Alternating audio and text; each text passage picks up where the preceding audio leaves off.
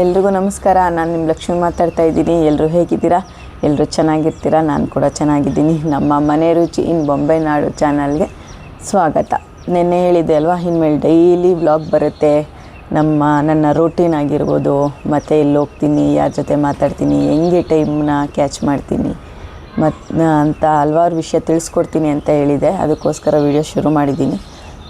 ನಾನಿವತ್ತು ಬೆಳಗ್ಗೆ 5:15 ನನ್ನ ಜರ್ನಿ ಶುರುವಾಗಿದೆ.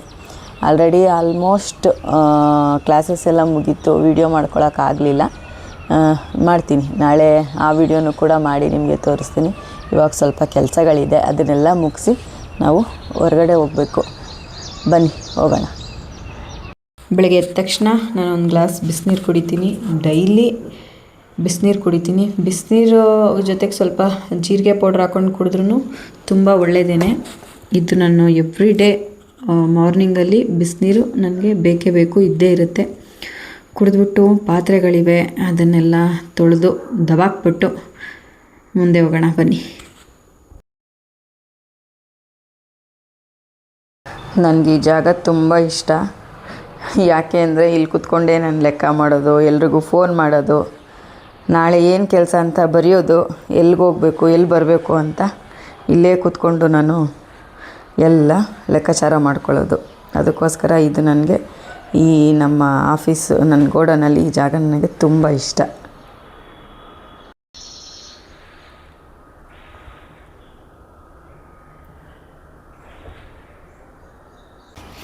ನಮ್ಮ ವೆಯ್ಟ್ ಲಾಸ್ ಪೌಡ್ರದ್ದು ಐಟಮ್ಸ್ಗಳು ಖಾಲಿ ಆಗಿಬಿಟ್ಟಿತ್ತು. ಐಟಮ್ಸ್ಗಳು ಅದಕ್ಕೆ ಎಲ್ಲ ಲೀಸ್ಟ್ ಮಾಡ್ತಿದ್ದೆ, ತೊಗೊಂಡು ಬರಬೇಕು ಇವಾಗ. ಏಕೆಂದರೆ ತುಂಬ ಜನ ಕ್ಲಾಸಸ್ಗೆ ಅಟೆಂಡ್ ಆಗಿರೋದ್ರಿಂದ ಎಲ್ರಿಗೂ ನಾನು ಆಲ್ರೆಡಿ ಕೊರಿಯರ್ ಮಾಡಿಬಿಟ್ಟಿದ್ದೀನಿ ವೆಯ್ಟ್ ಲಾಸ್ ಪೌಡ್ರನ್ನ. ಇನ್ನೂ ಜಾಯ್ನ್ ಆಗಿರೋರಿಗೆ ವೆಯ್ಟ್ ಲಾಸ್ ಪೌಡ್ರ್ ಖಾಲಿಯಾಗಿದೆ.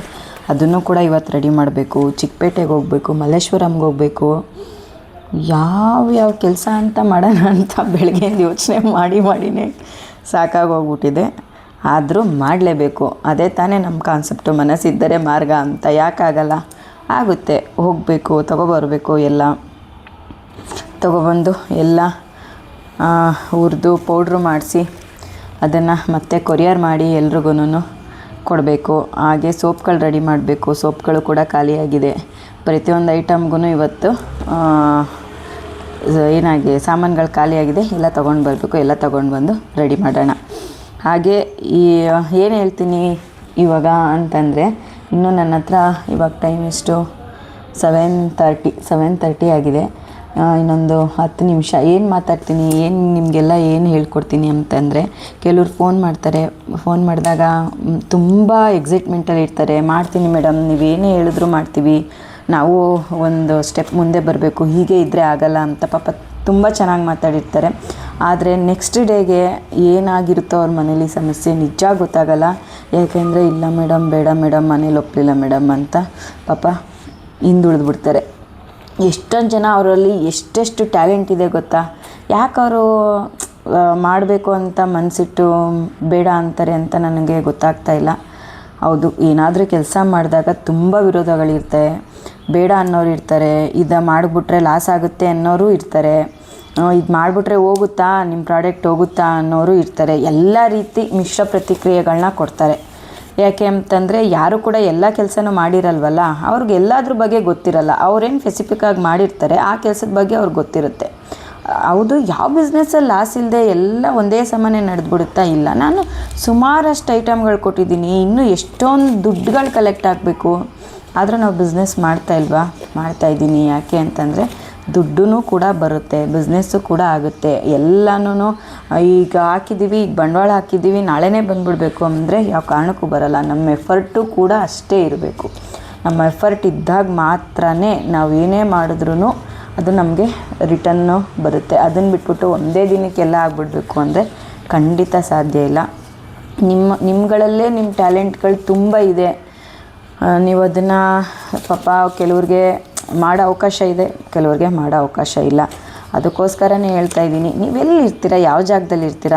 ನೀವು ನಿಮ್ಮದೇ ಆದಂಥ ಕನಸು ಕಟ್ಕೋಬೇಕಾದ್ರೆ ಒಂದು ಸ್ಟೆಪ್ ಮುಂದೆ ಬಂದು ಕನಸನ್ನ ಕಟ್ಟಿ. ಖಂಡಿತ ಆ ಕನಸು ಒಂದಲ್ಲ ಒಂದು ದಿನ ನೆರವೇರುತ್ತೆ. ನಾನು ಮೊದಲೇ ಹೇಳಿದಾಗೆ ನನಗೂ ಏನೂ ಕೆಲಸಗಳು ಬರ್ತಿರ್ಲಿಲ್ಲ. ಪ್ರತಿಯೊಂದು ಕಲ್ತೇ ಮಾಡಿತ್ತು ನಾನು.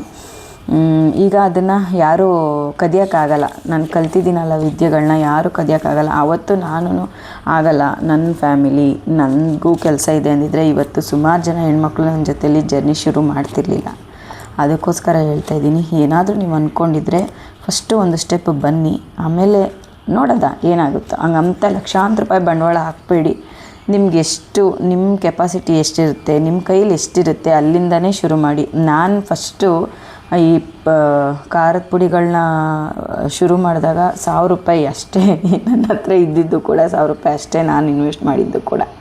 ಅದರಿಂದನೇ ಇವತ್ತು ಒಂದು ತಕ್ಕ ಮಟ್ಟಿಗೆ ನಾನು ನನ್ನದೇ ಆದಂಥ ಮನೆ ರುಚಿ ಹೋಮ್ ಮೇಡ್ ಪ್ರಾಡಕ್ಟ್ಸ್ ಅಂತಂದ್ಬಿಟ್ಟು ಪುಟ್ಟದಾಗಿ ಕೆಲಸನ ಶುರು ಮಾಡಿದ್ದೀನಿ. ಸಾಕಷ್ಟು ಜನಕ್ಕೆ ಒಳ್ಳೆ ಮಾಹಿತಿನೂ ಕೊಡ್ತಾಯಿದ್ದೀನಿ. ಅವರು ಕೂಡ ನನ್ನ ಜೊತೆ ಜರ್ನಿನ ಶುರು ಮಾಡಿದ್ದಾರೆ. ಹೀಗೆ ನನ್ನ ಜರ್ನಿ ಶುರುವಾಗಿದೆ. ಪೂರ್ತಿ ದಿವಸದ ದಿನಚರಿನ ನಾನು ನಿಮ್ಗಳಿಗೆ ಯಾಕೆ ತೋರಿಸ್ತಾ ಇದ್ದೀನಿ ಅಂತಂದರೆ, ಮನೆ ಕೆಲಸ ಮಾಡಿಕೊಂಡು ಆಚೆ ಹೋಗಿ ಎಲ್ಲ ಮಾಡೋಕ್ಕಾಗಲ್ಲ ಅಂತಾರೆ. ನೋಡೋಣ ಅದು ಯಾಕೆ ಆಗಲ್ಲ ನೋಡೇ ಬಿಡೋಣ ಅಂತ ನಾನು ಈ ಡೈಲಿ ವ್ಲಾಗ್ಗಳನ್ನ ಶುರು ಮಾಡಿದ್ದೀನಿ. ಮಧ್ಯ ಪ್ರ್ಯಾಂಕ್ ವೀಡಿಯೋಗಳು ಬರುತ್ತೆ, ಮತ್ತು ಕೆಲವ್ರನ್ನ ಇಂಟರ್ವ್ಯೂ ಮಾಡೋ ವೀಡಿಯೋಗಳು ಬರುತ್ತೆ. ಅದನ್ನು ನೋಡಿ ಎಂಜಾಯ್ ಮಾಡಿ. ಎಲ್ಲನೂ ನಾನು ಬೇರೆ ಬೇರೆ ಪೇಜಲ್ಲಿ ಹಾಕಲ್ಲ. ನನ್ನ ಇನ್ಸ್ಟಾಗ್ರಾಮಲ್ಲೂ ಅಷ್ಟೇ ಎಲ್ಲ ವೀಡಿಯೋಸ್ನೂ ಒಂದೇ ಪೇಜಲ್ಲಿ, ಎಲ್ಲ ವೀಡಿಯೋಸ್ನೂ ಒಂದೇ ಯೂಟ್ಯೂಬ್ ಚಾನಲಲ್ಲಿ ಯಾಕೆ ಹಾಕ್ತೀನಿ ಅಂತಂದರೆ, ನಾನು ಹೇಗೆ ಯಾವ ಕೆಲಸ ಮಾಡ್ತೀನಿ ಅಂತ ನನಗೆ ಅದಕ್ಕೆ ಸಪ್ರೇಟ್ ಇದು ಬೇಡ ಅಂತ ಅನ್ನಿಸ್ತು. ಎಲ್ಲ ಒಂದೇ ಇದರಲ್ಲಿ ಇರಲಿ. ನನ್ನ ಬಗ್ಗೆ ತಿಳ್ಕೊಬೇಕಾದ್ರೆ ಇನ್ಸ್ಟಾಗ್ರಾಮಲ್ಲೂ ಕೂಡ ಒಂದೇ ಪೇಜಲ್ಲಿ ತಿಳ್ಕೊಬೇಕು, ಯೂಟ್ಯೂಬಲ್ಲೂ ಕೂಡ ಒಂದೇ ಪೇಜಲ್ಲಿ ತಿಳ್ಕೊಬೇಕು ಅಂತ ಒಂದೇ ಪೇಜನ್ನೇ ನಾನು ಮೇಂಟೈನ್ ಮಾಡ್ತಾಯಿದ್ದೀನಿ. ಇವಾಗ ನೋಡಿ ಎಲ್ಲ ಐಟಮ್ಸ್ಗಳನ್ನ ಬರೆದಾಯಿತು. ನಂದಿದೇ ಸ್ವಲ್ಪ ಬೆಳಗ್ಗೆ ಹೊತ್ತು ಇದೇ ಕೆಲಸ ಆಗುತ್ತೆ. ಏನು ಐಟಮ್ ಖಾಲಿ ಆಗಿರುತ್ತೆ, ಯಾರಿಗೇನು ಕೊಡಬೇಕು ಅದನ್ನು ನಾನು ಫಸ್ಟು ಬರ್ಕೋತೀನಿ. ಯಾಕೆ ಅಂದರೆ ಸುಮಾರು ಜನಕ್ಕೆ ಐಟಮ್ಗಳನ್ನ ಇನ್ನೂ ಸ್ಟಾಕ್ ನಾನು ಕಳಿಸಿಲ್ಲ. ಯಾಕೆ ಅಂದರೆ ಖಾಲಿ ಆಗ್ತಾಯಿದೆ. ಅದನ್ನೆಲ್ಲ ರೆಡಿ ಮಾಡಬೇಕು. ಈ ವೀಕೆಲ್ಲ ಆಲ್ಮೋಸ್ಟ್ ರೆಡಿ ಮಾಡಬೇಕು. ಇವತ್ತೊಂದು ದಿನ ಆಚೆ ಹೋಗಿ ಬಂದರೆ ಇನ್ನೊಂದು ವೀಕ್ ಪೂರ್ತಿ ಐಟಮ್ಗಳನ್ನೇ ರೆಡಿ ಮಾಡಬೇಕು. ರೆಡಿ ಮಾಡಿದ್ರೆ ಒಂದು ವೀಕ್ ನಾನು ಫುಲ್ ಐಟಮ್ ರೆಡಿ ಮಾಡಿದ್ರೆ 1 ಮಂತ್ ನಾನು ಆರಾಮಾಗಿ ಹೊರಗಡೆ ಕೆಲಸ ಮಾಡ್ಬೋದು. ಅದಕ್ಕೋಸ್ಕರ ಇವತ್ತೆಲ್ಲ ಐಟಮ್ನೂ ರೆಡಿ ಮಾಡೋಣ. ಹೋಗೋಣ, ಐಟಮ್ಗಳನ್ನೆಲ್ಲ ತೊಗೊಬರೋಣ, ಕೆಲಸ ಶುರು ಮಾಡೋಣ. ಬನ್ನಿ ಹೋಗೋಣ. ಮಂತ್ರಿ ಸ್ಕ್ವೇರ್ ಹತ್ರ ಬಂದಿದ್ದೀನಿ. ಮಲ್ಲೇಶ್ವರಂ ಮಂತ್ರಿ ಮಾಲ್ ಹತ್ರ ಬಂದೆ. ಇಲ್ಲಿ ವಿಮಲಾ ಅನ್ನೋರನ್ನ ಭೇಟಿ ಮಾಡಬೇಕಾಗಿತ್ತು. ಸೊ ಅದಕ್ಕೋಸ್ಕರ ಬರ್ತಿದ್ದಾರೆ ಅವರು. ವೆಯ್ಟ್ ಮಾಡೋಣ ಅಂತ ಇಲ್ಲಿ ಮುಗಿಸ್ಕೊಂಡು ಚಿಕ್ಕಪೇಟೆಗೆ ಹೋಗಬೇಕು. ಬಂದರೆ ಇವಾಗ ಅವ್ರ ಜೊತೆ ಪಾಪ ಅವರು ಎಷ್ಟು 3 ತಿಂಗಳ ಹಿಂದೆ ಫೋನ್ ಮಾಡಿದ್ದು. ಅವ್ರು ಫೋನ್ ಮಾಡಿ ಎಷ್ಟು ಸಲ ಮಾಡ್ತಾಯಿದ್ರು ಅಂದರೆ ಅವ್ರ ಫೋನ್ ನಂಬರ್ನೇ ಬ್ಲ್ಯಾಕ್ ಹಾಕ್ಬಿಟ್ಟಿದ್ದೆ ನಾನು ಅಷ್ಟು ಸಲ. ಆದರೂ ಪಾಪ ಅವರು ಬೇರೆಯವ್ರ ನಂಬರ್ ಇಸ್ಕೊಂಡು ಕಾಲ್ ಮಾಡಿ ನೋಡಲೇಬೇಕು ಮೇಡಮ್, ಇಲ್ಲ ನಾನು ಏನಾದರೂ ಮಾಡಲೇಬೇಕು ಅಂತ ಅವರು ಅಷ್ಟು ಸಲ ಇದು ಮಾಡಿದ್ರು. ನನಗೆ ಬೇಜಾರಾಗೋಯಿತು. ಯಾಕೆಂದರೆ ನನ್ನ ಸಿಚುವೇಶನ್ ಆ ಥರ ಇತ್ತು. ಮಾಡ್ತೀನಿ ಮೇಡಮ್, ಬರ್ತೀನಿ ಅಂದರೂ ಕೇಳ್ತಿರ್ಲಿಲ್ಲ. ಯಾವಾಗ ಬರ್ತೀರಾ ಕಾಲ್ ಮಾಡ್ತಾನೆ ಇರೋರು ಬೇಜಾರಾಗ್ಬಿಟ್ಟಿತ್ತು ನನಗೆ. ಪಾಪ ಇವತ್ತು ಅವ್ರನ್ನ ಮೀಟ್ ಮಾಡಲೇಬೇಕು. ಬಂದಿದ್ದೀನಿ. ಇಲ್ಲಿ ಮುಗಿಸ್ಕೊಂಡು ಚಿಕ್ಕಪೇಟೆಗೆ ಹೋಗಿ ಚಿಕ್ಕಪೇಟೆಯಲ್ಲಿ ಕೆಲಸ ಮುಗಿಸಿ ಸಂಜೆ ಮಾಮೂಲಿ ಆನ್ಲೈನ್ ಕ್ಲಾಸ್ ಇದೆ, ಅದನ್ನು ಅಟೆಂಡ್ ಮಾಡಬೇಕು. ನೋಡೋಣ, ಅವ್ರು ಬರೋವರೆಗೂ ಇಲ್ಲೇ ಕೂತಿರೋಣ. ಯಾವುದಿದು ಬೆಂಗಳೂರು ವೆಯ್ಟ್ ಮಾಡೋಣ ಇಲ್ಲಿ.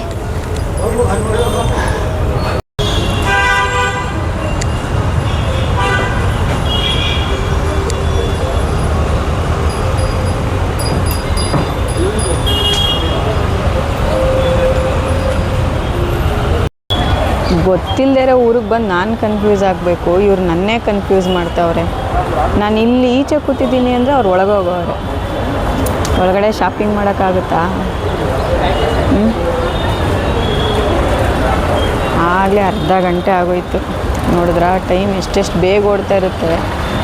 ಇವ್ರು ನಮ್ಮ ಟೈಮ್ಗೆ ಬರಲ್ಲ. ಏನು ಮಾಡೋದು?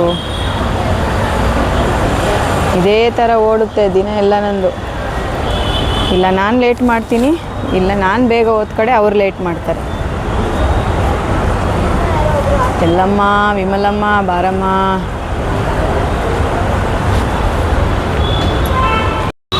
ಅವರ ಮಲ್ಲೇಶ್ವರಂಗೆ ಬಂದು ಅವ್ರನ್ನೇ ಹುಡಿಕೊಂಡು ಕರ್ಕೊಬಂದಿದ್ದೀನಿ ನಾನು. ಹೌದು, ತುಂಬ ಕಾಯಿಸ್ಬಿಟ್ಟಿದ್ದೀನಿ, ಸಾರಿ ಮೇಡಮ್. ಎಲ್ಲಿ ಇಟ್ಕೊಳ್ಳಿ, ಸಾರಿ. ಆದರೆ ನಾನು ನಿಮ್ಗೆ ವೆಯ್ಟ್ ಮಾಡಿಸ್ದೆ ಅಂತ ಹೇಳ್ತಾ ಇದ್ದೀನಿ. ನಾನು 3 ತಿಂಗಳಿಂದ ವೆಯ್ಟ್ ಮಾಡಿಸಿದ್ದೀನಿ. ತುಂಬ ದಿನ ವೆಯ್ಟ್ ಮಾಡಿದ್ದೀನಿ ನಾನು ನಿಮ್ಮನ್ನು ನೋಡಿ. ಬ್ಲ್ಯಾಕ್ ಲಿಸ್ಟ್ ಹಾಕಿದ್ರು ಬಿಟ್ಟಿಲ್ಲ. ಬಿಡಲಿಲ್ಲ. ಅದಕ್ಕೆ ಹೇಳೋದು ಮನಸ್ಸಿದ್ರೆ ಮಾರ್ಗ ಅಂತ. ಅದಕ್ಕೆ ಟೈಟಲ್. ತುಂಬ ಹೆಲ್ಪ್ ಮಾಡ್ತೀರಾ ಅನ್ನೋದು ಮನಸ್ಸು ನಮ್ಮಲ್ಲಿ ಇದೆ, ಅದಕ್ಕೋಸ್ಕರನೇ ನಿಮ್ಮನ್ನ ಕಾಂಟ್ಯಾಕ್ಟ್ ಮಾಡಿದ್ದೀನಿ ಮೇಡಮ್. ಕಾಂಟ್ಯಾಕ್ಟ್ ಮಾಡಿದ್ರಿ ಸರಿ. ನಿಮ್ಮ ಏರಿಗೆ ಬಂದಮೇಲೆ ನೀವು ನನ್ನ ಕರ್ಕೋಬೇಕು, ನನ್ನೇ ನೀವು ಹುಡ್ಕೊ ಬಂದ್ಬಿಟ್ಟಿದ್ದೀರಾ. ಇಲ್ಲಿ ವಿಮಲ್ ಅವ್ರ ಜೊತೆ ಮಾತಾಡ್ಬಿಟ್ಟು ಮತ್ತೆ ಬರ್ತೀನಿ. ಚಿಕ್ಕಪೇಟೆಗೆ ಹೋಗೋಣ. ಶನಿವಾರ ರಶ್ಶು, ಭಾನುವಾರ ರಶ್ಶು ಅಂದ್ಕೊಂಡು ಸೋಮವಾರ ಬಂದರೆ ಸೋಮವಾರನೂ ಕೂಡ ರಶ್ ಇದೆ.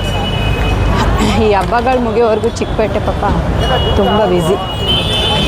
ಚಿಕ್ಕಪೇಟೆನೂ ಬ್ಯುಸಿ, ನಮ್ಮ ಜನಗಳು ಬ್ಯುಸಿ. ಓಡಾಡೋಕ್ಕೂ ಆಗಲ್ಲ. ಫುಟ್ಪಾತ್ ಮೇಲೆ ಈ ಜನಗಳು, ರೋಡ್ ಮೇಲೆ ನಾವು ಓಡಾಡೋಕ್ಕಾಗಲ್ಲ.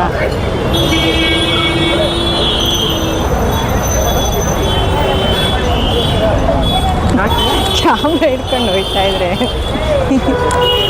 ನೋಡ್ತಾ ಇರ್ತಾರೆ. ನಾನು ಅದನ್ನೇ ಅನ್ಕೋತಾ ಇರ್ತೀನಿ. ಆ ವೀಡಿಯೋಗಳನ್ನ ಯೂಟ್ಯೂಬಲ್ಲಿ ನೋಡುವಾಗ ಎಷ್ಟು ಸುಲಭವಾಗಿ ಸ್ಕಿಪ್ ಮಾಡ್ತೀವಿ. ಅಯ್ಯೋ ಮಾಡಿದ್ದೇ ಮಾಡ್ತಾರೆ ಅನ್ಕೋತೀವಿ.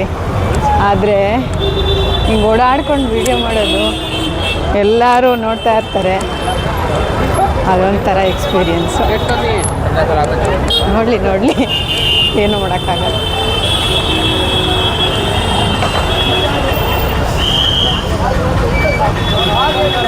ಎಲ್ಲೂ ಜನ ಬಿಡಲ್ಲ, ಅಂಗಡಿಲೂ ತಗೊಳ್ಳೋದು ಬಿಡಲ್ಲ, ಫುಟ್ಪಾತ್ ಮೇಲ್ಗಳಲ್ಲೂ ಬಿಡಲ್ಲ, ಎಲ್ಲೂ ಜನ ರಶ್ ಇರ್ತಾರೆ. ದೇವರೇ, ಮೆಟ್ರೋಯಿಂದ ನಾನು ಹೋಗ್ಬೇಕಾಗಿರೋ ಜಾಗ ಎಷ್ಟು ದೂರ ಇದೆ ಗೊತ್ತಾ? ಅಲ್ಲಿಂದ ಸುಮಾರು 2-3 ಕಿಲೋಮೀಟ್ರ್ ನಡಿಬೇಕಾಗುತ್ತೆ. ನಾನೇನು ಬೇರೆ ಕಡೆ ವರ್ಕೌಟ್ ಏನು ಮಾಡೋದೇ ಬೇಡ.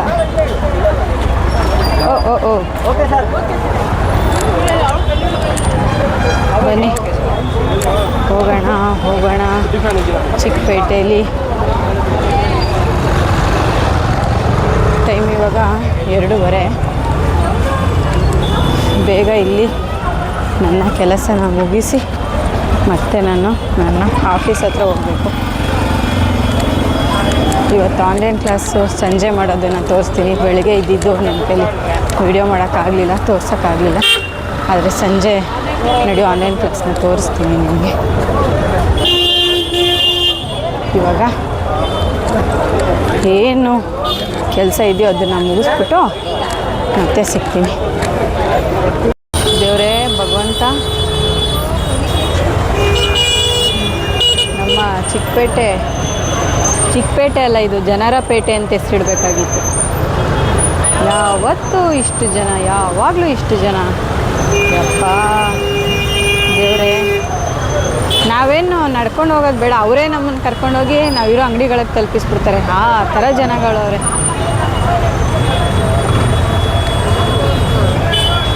ನೋಡಿ, ಕೆಲವು ಸಲ ಫೋನ್ ಎತ್ತಲ್ಲ ಅಂತ ಬೇಜಾರು ಮಾಡ್ಕೋತೀರಾ. ಹೊರಗಡೆ ಬಂದಾಗ ಯಾವ ಥರ ಪರಿಸ್ಥಿತಿಲಿ ನಾನು ಓಡಾಡ್ತಾ ಇರ್ತೀನಿ.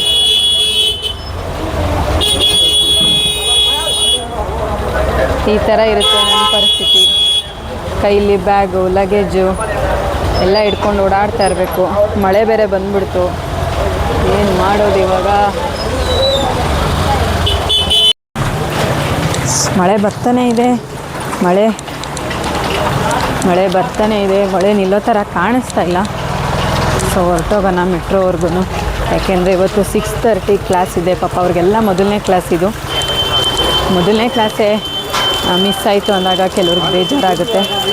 ಅದಕ್ಕೋಸ್ಕರ ಅದು ನಮ್ಮ ಚಿಕ್ಕಪೇಟೆ ಯಪ್ಪ ದೇವರೇ ಅನ್ನೋ ಥರ ಎಷ್ಟು ಜನ ಓಡಾಡ್ತಾರೆ, ಎಷ್ಟು ಗಲೀಜು ಯಪ್ಪ.